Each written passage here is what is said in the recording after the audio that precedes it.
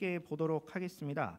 오늘 주시는 하나님의 말씀은 빌립보서 4장 10절에서 20절까지 말씀이 되겠습니다. 빌립보서 4장 10절에서 20절까지며 제 성경으로는 신약 322면에 있습니다. 빌립보서 4장 10절에서 20절까지입니다. 자, 그러면 다 찾으신 줄로 믿고 교독을 하겠습니다. 저 먼저 10절 읽도록 하겠습니다. 내가 주 안에서 크게 기뻐함은 너희가 나를 생각하던 것이 이제 다시 싹이 남이니 너희가 또한 이를 위하여 생각은 하였으나 기회가 없었느니라.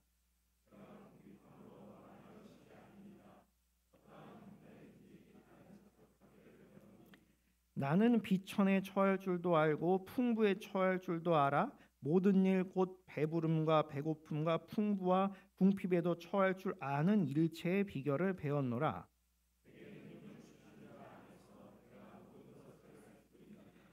그러나 너희가 내 괴로움에 함께 참여하였으니 잘하였도다.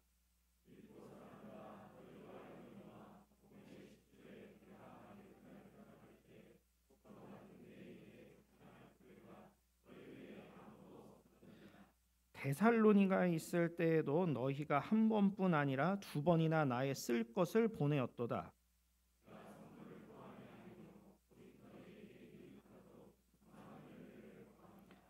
내게는 모든 것이 있고 또 풍부한지라 에바브로디도 편에 너희가 준 것을 받음으로 내가 풍족하니 이는 받으실 만한 향기로운 제물이요 하나님을 기쁘시게 하는 것이라.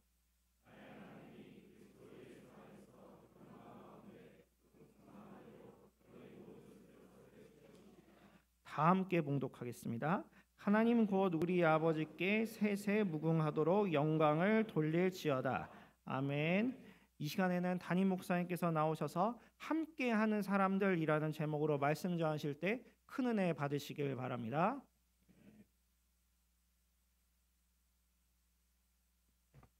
예, 조금 전에 새가족 소개할 때 40년 지기 대학 동기생이라고 하니까 깜짝 놀라시던데 나이가 환갑이 되셨으니까 그 정도 되신 분들이 많아요. 8호 학번이더라고요. 어제 제가 면담을 해보니까 대학에서 같이 영문과 동기생이고 한 분은 영어 선생님으로 지금까지 계속 계시고 그 친구분 같이 이렇게 멀리 하남시에서 친구네 집에 와서 같이 자고 같이 주일날 오고 요 옆에 꿈에 그린 파크에 사시는 그런 분들입니다. 여러분 좋은 교제가 있으시기를 바랍니다.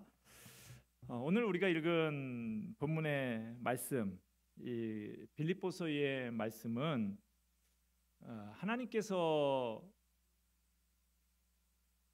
바울 사도를 선교사로 삼아 주셨는데 그 선교사로 삼아 주신 바울 사도를 향해서 그 바울이 세웠던 교회, 빌립보 교회 성도들이 참 아름다운 교제를 이루고 동역을 이루는 내용에 대해서 잘 설명하고 있는 그런 편지입니다.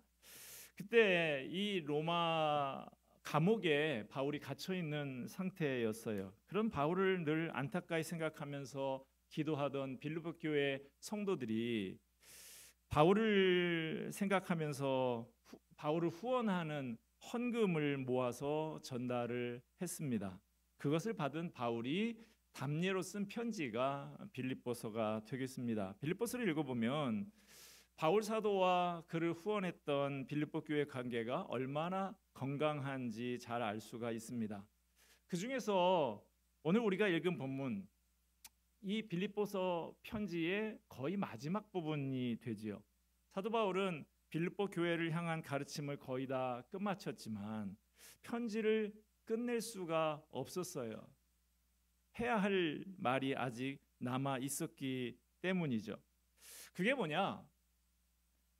감옥에 갇혀 있는 자신에게 빌립보 교회 성도들이 보내준 헌금에 대해서 깊은 감사를 표하는 것이었습니다. 오늘 본문은 사도 바울의 모습을 통해서 하나님의 일꾼이 품어야 할 자세가 어떤 것인지 잘 보여줍니다. 그리고 성도들이 어떻게 서로 돕고 격려하며 하나님의 일을 함께 해야 하는지 그 모범을 우리에게 제시하고 있습니다.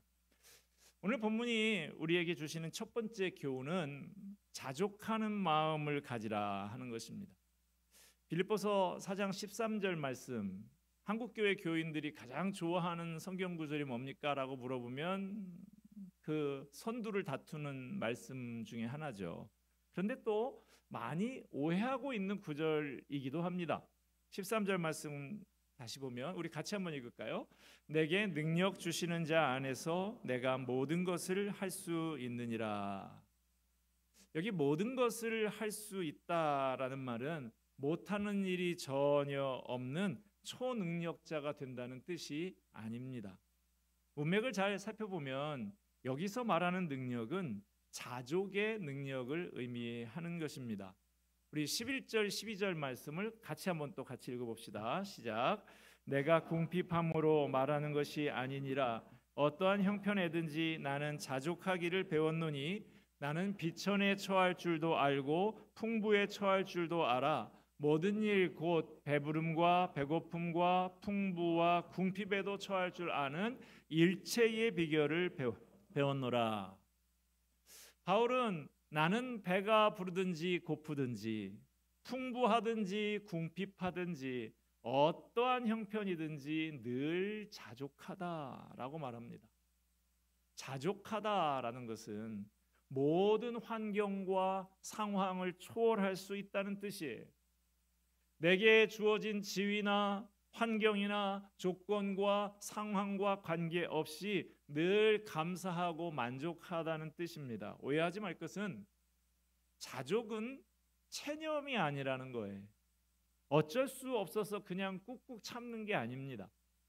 사도 바울은 자신이 환경에 맞추어서 어쩔 수 없이 체념하고 사는 것이 아니라 환경에 지배되거나 좌우되지 않는다고 말하고 있습니다.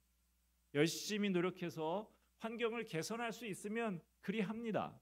그러나 개선되지 않는다고 해도 그까짓 것 때문에 실망하고 낙심하지 않고 그까짓 것 때문에 불행해지지 않는 거예요.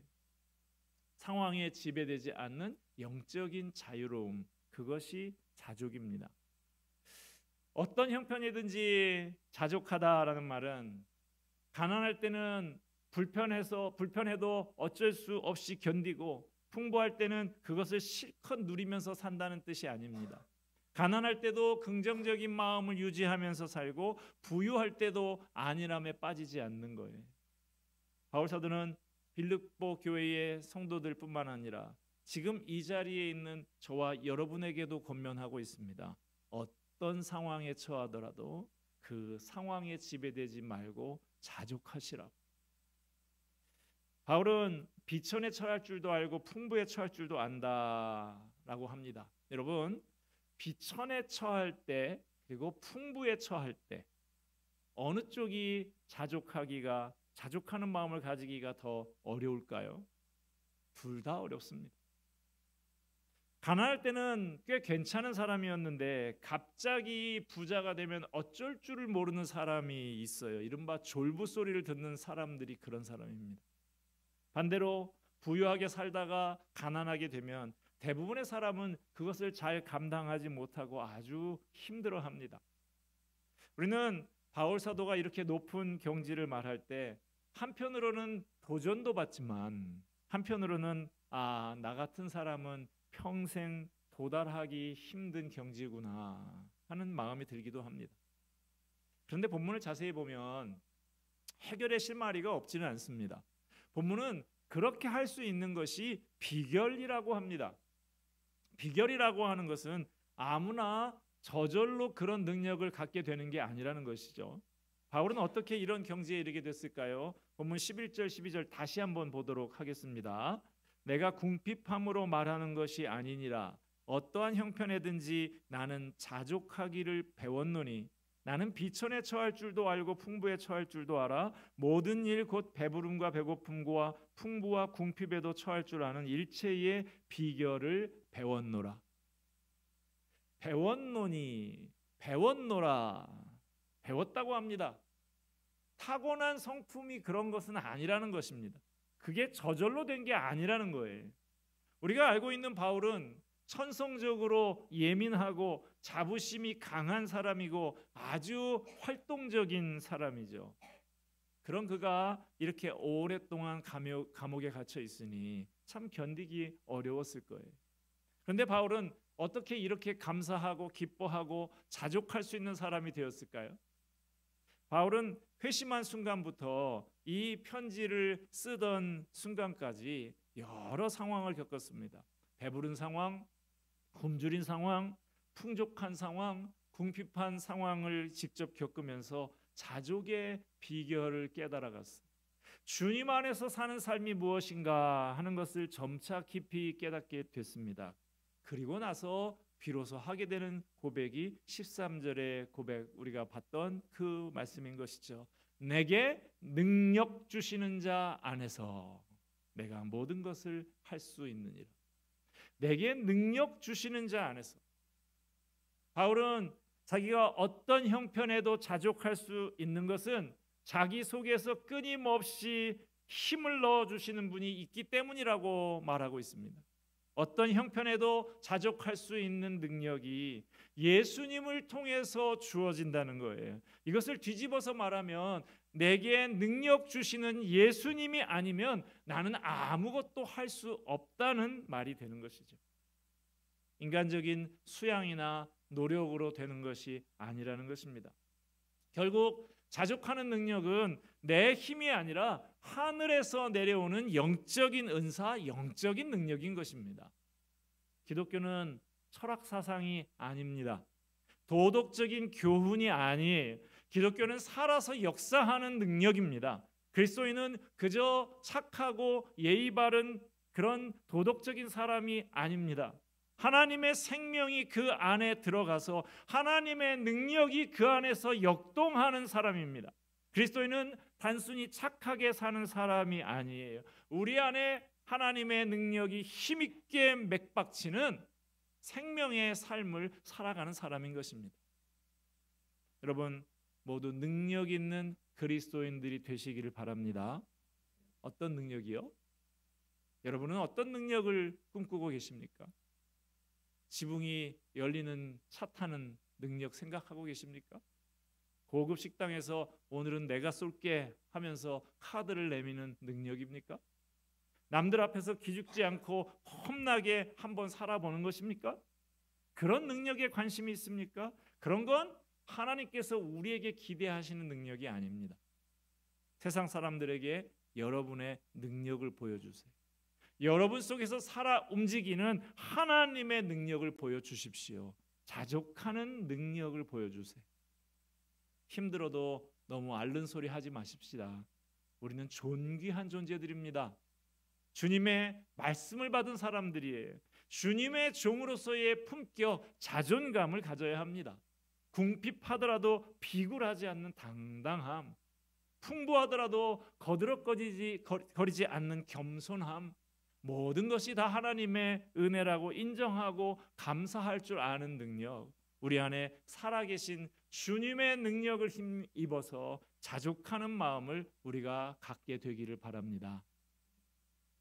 오늘 본문이 우리에게 주시는 두 번째 교훈은 감사한 마음을 표현하라는 거예요. 감사한 마음을 표현하라. 오늘 본문에서 바울은 자신이 어떤 형편에서든 자족하지만 그렇다고 해서 빌립보 교인들이 보내준 그 선물이 별로 감사하지 않다는 뜻은 아니라고 강조하고 있습니다. 바울은 탁월한 지식인이었죠.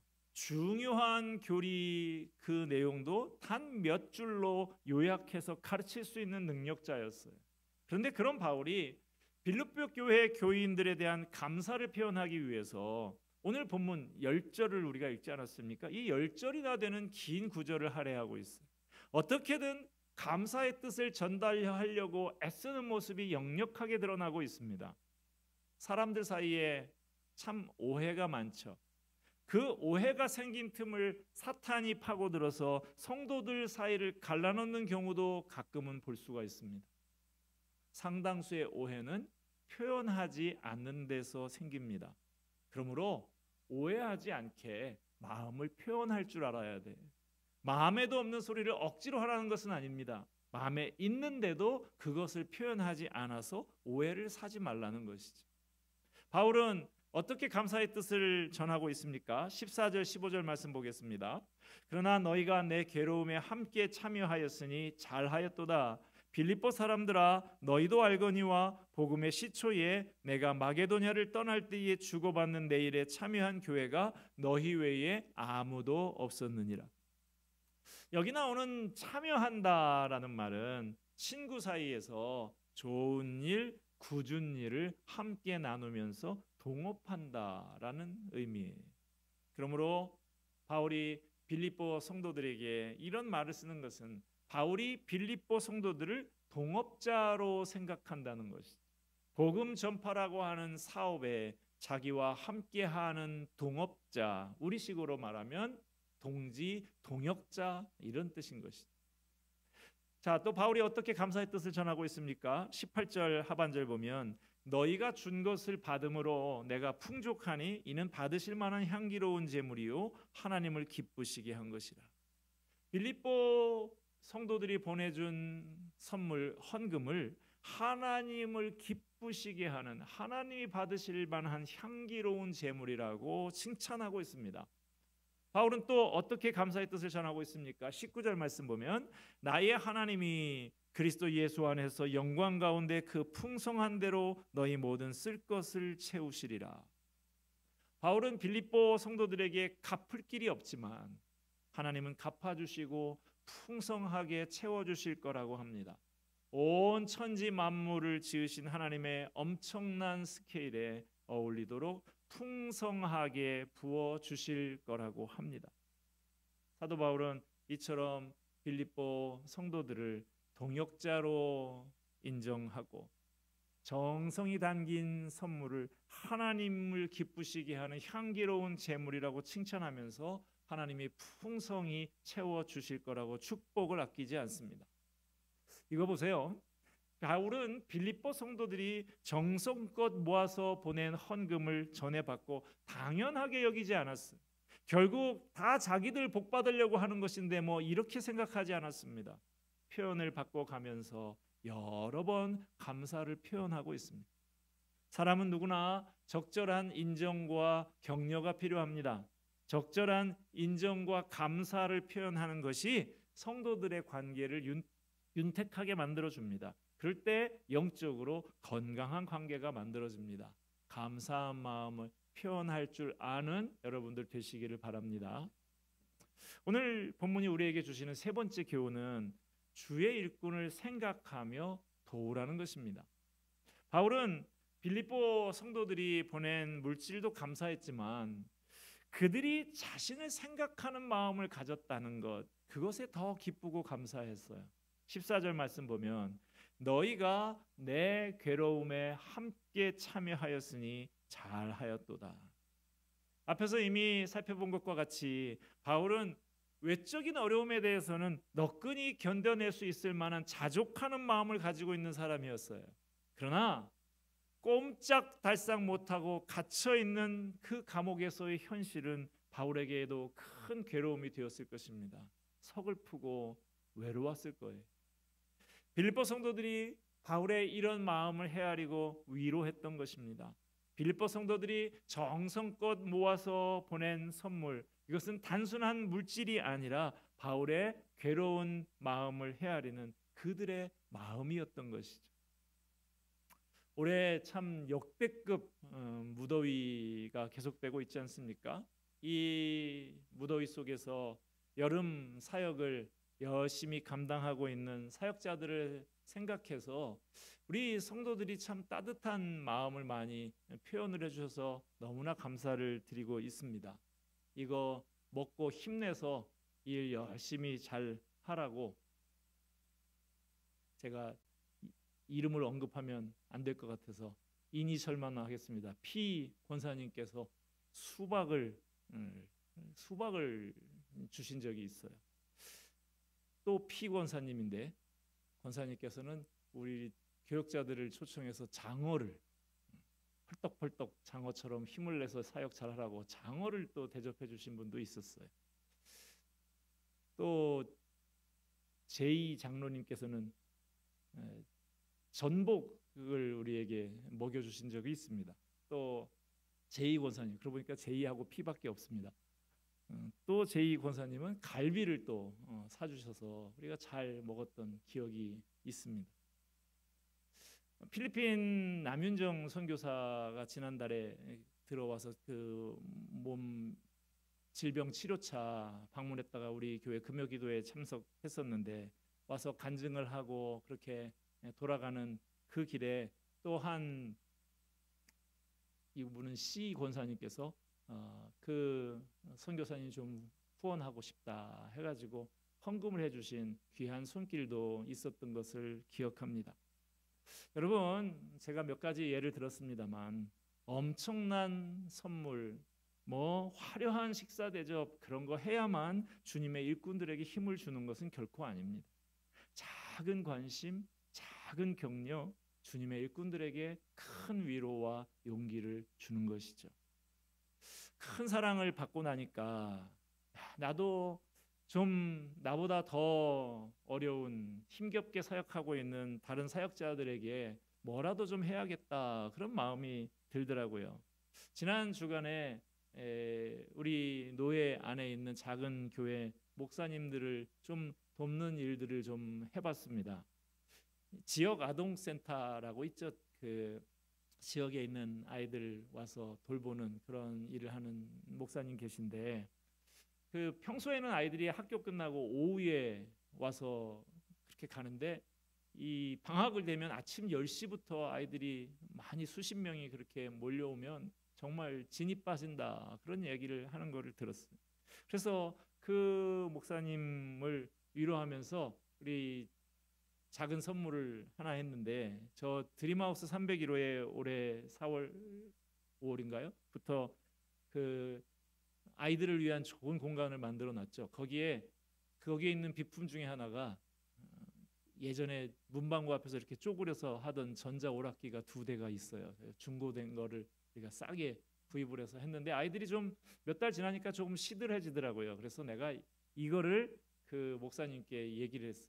지역 아동센터에 아이들 좀 놀게도 해줘야 될 텐데 이거 우리가 무상으로 방학 기간 내내 대여를 해줄 테니 가져갈 테냐 그랬더니 바로 차를 가지고 와가지고 얼른 가져가서 거기에서 아이들이 거기 막 몰려가지고 하고 있는 그런 사진을 보내준 것을 봤습니다. 또 청년부실에 있는 음향기기를 좀 상태가 안 좋아서 그 앰프하고 뭐 믹서하고 이런 거 다 교체 작업을 좀 하면서 보니까 우리 교회 예전에 이 예배실에서 쓰고 있던 큰 스피커가 그거 굉장히 오래된 것이기는 하지만 소리는 잘 나오고 있는 것인데 그 스피커가 계속 거기에 받침대처럼 그렇게 쓰이고 있더라고요. 그래서 예전에 한번 우리가 도왔던 필리핀 선교지에 이거 혹시 필요하지 않은가라고 했더니 그 목사님께도 연락을 드렸더니 바로 또 그날 와서 그것을 기쁘게 언제든지 이런 거 있으면 연락 주세요 이렇게 하면서 거기에 가면 아주 귀하게 쓰일 수 있습니다라고 이야기하는 것을 들었습니다. 여러분, 빌립보 교회 성도들은 옥에 갇힌 바울에게 정성껏 모은 헌금을 보냈습니다. 빌립보 교회 성도들이 바울의 열악한 형편과 괴로운 마음을 생각하고 사랑으로 도왔던 것이죠. 여러분, 어떻게 살고 싶으십니까? 누군가에게 위로가 되고 기쁨이 되고 격려가 되는 삶을 살고 싶지 않습니까? 누군가 우리를 이해해주고 그 짐을 덜어주는 일, 하나님이 기뻐하시는 일입니다. 우리 주변을 돌아보면 우리의 도움을 필요로 하는 사람이 많이 있습니다. 하나님은 작은 능력을 가진 사람을 통해서도 일하십니다. 내 생각에 내가 보잘것없는 것 같고 별것 아닌 것 같아도 주님은 그런 사람을 들어서 주님의 일에 사용하십니다. 여러분, 모두가 하나님께 부름받은 주님의 종들인 줄로 믿으시기를 바랍니다. 예수님이 핏값 주고 사신 존귀한 존재들입니다. 하나님이 나를 귀하게 여기시는데 내가 나를 과소평가하면 안 되는 것이지. 내가 동역할 일이 반드시 있습니다. 현대는 점점 더 다원화되고 전문화되어 가는 시대입니다. 한 사람의 천재, 한 사람의 목회자가 모든 것을 감당할 수 없는 시대입니다. 다양한 은사와 재능을 가진 사람들이 주님의 나라를 위해서 함께 협력해야 하는 시대입니다. 예전에는 목사님만 주님의 일을 하는 줄 알았어요. 그러나 이제 보면 교회에서도 보면 음악하는 사람들이 얼마나 귀하게 쓰임을 받습니까? 음악도 클래식 음악, 파이프 오르간만 아니라 현대 음악, 현대 악기들이 하나님을 찬양하고 복음을 전하는 도구로 효과적으로 쓰이고 있습니다.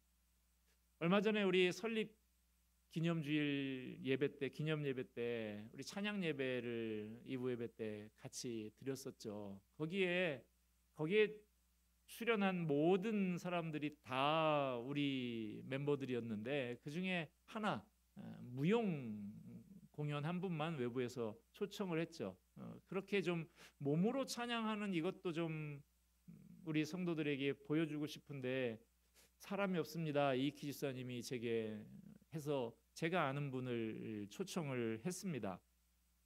그 한국 무용을 했던 그 김설리 집사가 원래 오려고 했던 것은 아니고 그 어머니인 홍경희 권사님이라고 하는 분이 오시기로 되어 있었던 거죠. 이분이 나이가 이제 지금 한 70 되셨지만 무용과 교수님도 하셨고 그리고 뭐 인천 시립예술단, 전북 시립예술단, 부산 시립예술단의 단장도 하시고 KBS에서 안무도 많이 하셨던 아주 정말 모시기 어려운 그런 분인데 제가 연락을 드렸더니 흔쾌히 제가 가서 목사님 교회에서 그렇게 할 수 있다면 영광이죠. 그렇게 하겠습니다라고 하셨는데 마지막 리허설을 하는 토요일 날 되기 한 일주일 전쯤에 저한테 연락이 왔어요. 목사님 어쩌죠? 그래서 뭐가 또 어쩌죠?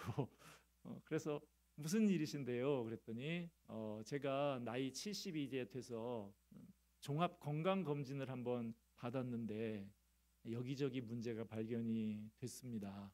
뇌 동맥류, 뇌로 가는 혈관이 좀 막혀서 거기에 스텐트를 집어넣는 시술도 하고 대장암도 발병이 되고 이렇게 해서 치료를 받다 보니 이 뇌 이 혈관에 동맥에 스텐트를 넣는 시술이 이제 이 서해부라고 하는 저 다리 쪽에서부터 넣어가지고 이렇게 관을 집어넣는데 그거를 해서 뇌는 차라리 지금 괜찮은데 이 다리가 불편해지니까 무용수가 다리가 불편해서는 좀 하기가 어렵습니다.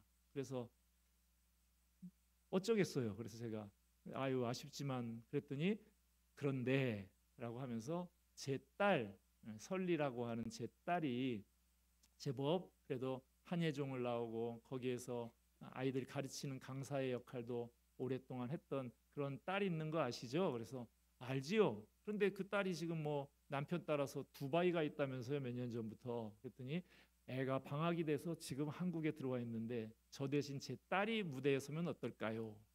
그래서 제가 좋은 일이죠. 그렇게 해서 그렇게 그분들이 와서 같이 공연을 했습니다. 그 어머니는 뒤에서 제가 어머니는 그러면 안무를 하시고 딸은 공연을 하시고 그렇게 하면 좋겠다고 해서 아주 공연 얼마나 감동적입니까? 한편의 설교처럼 그 눈을 가리운 사람이 앞으로 그렇게 방황하는 그런 모습을 연출하다가 마지막에 이제 내 눈이 밝아졌도다. 놀라운 하나님의 은혜 그것을 찬양하는 그것을 정말 하나의 뮤지컬을 보는 것 같은 그런 공연을 잘 해주셨어요. 그분들에게 너무 감사하다고 그래도 소량의 그 사례비를 드렸더니 또 바로 그냥 교회 계좌로 바로 이것은 제 헌금입니다. 그러면서 전액을 다 보내시면서 앞으로도 언제든지 불러주시면 기쁘게 하나님을 찬양하는 그 일에 참여하겠다고 그렇게 해주시는 감동이 있었습니다. 여러분, 모든 분야의 은사와 재능을 통해서 주님의 복음이 효과적으로 전파될 수 있습니다.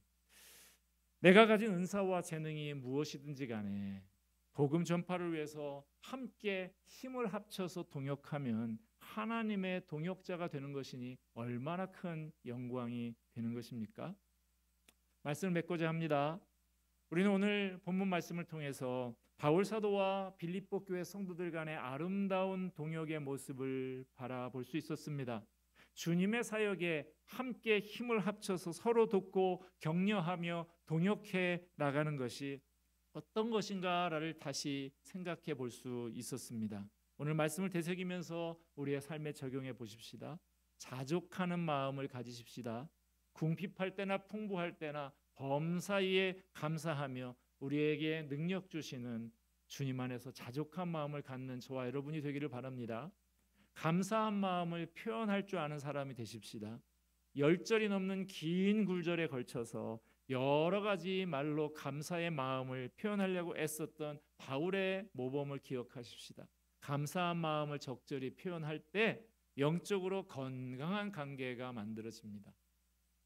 늘 주님의 일꾼을 마음에 두면서 도우십시다. 작은 관심이 지친 일꾼에게 큰 용기와 위로가 됩니다. 우리 주변을 돌아보면 우리의 작은 도움이 필요한 사람이 많이 있습니다. 하나님은 적은 능력을 가진 사람을 통해서도 일하십니다. 내가 도울 수 있는 일이 반드시 있습니다. 오늘 말씀을 마음 깊이 새기고 실천하는 저와 여러분이 되기를 바랍니다. 나 자신은 능력의 주님 안에서 늘 자족한 마음을 갖고 다른 사람에게는 감사와 칭찬과 격려를 아끼지 않으며 주님의 일꾼들을 늘 마음에 두면서 돕기를 힘쓰는 신실한 동역자들이 다 되시기를 주님의 이름으로 축원합니다. 기도하겠습니다. 은혜와 사랑이 풍성하신 하나님 아버지, 참으로 오늘 바울과 빌립보 교회 성도들의 관계를 보면서 우리의 관계가 어떠해야 할지 돌아보게 하시니 감사를 드립니다. 자족하는 마음을 갖고 다른 사람에게는 감사와 칭찬과 격려를 아끼지 않으며 주의 일꾼들 늘 마음에 두며 돕기를 힘쓰는 신실한 동역자들 다 되게 하여 주시옵소서. 예수 그리스도의 이름으로 기도하옵나이다. 아멘.